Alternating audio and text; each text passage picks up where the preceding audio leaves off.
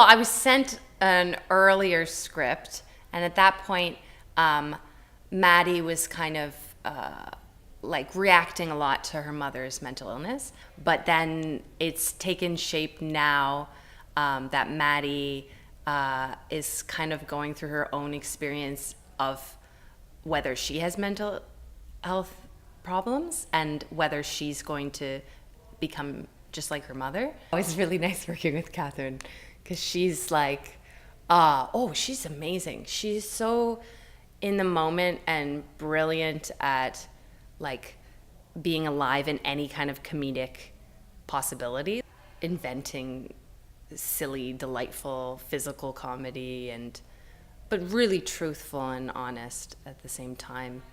One of the things I think that draws me to George's work a lot is that he creates a world that celebrates the underclass. And I'm by far not the first person to say this. By underclass, I'm talking about the people who, we all know them. We see them in neighborhoods where maybe they're undereducated, they're underfunded, understood.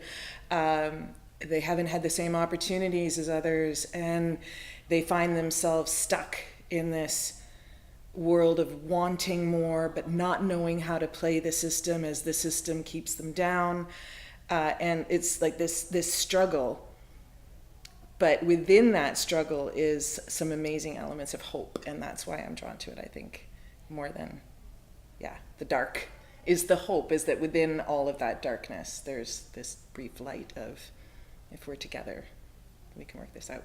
You get to see characters say things that other people wish they could and don't. And you get to see that lived out on stage, which is fabulous. The other element of that is, even though there are criminals and there are characters who in other TV shows, plays would be the villains, there are no villains in George's work. Everybody believes, each character believes that they are doing what is good and what is best for them, and they're striving for their own happiness. And the brilliance of that in what happens with the writing is that the audience understands each perspective.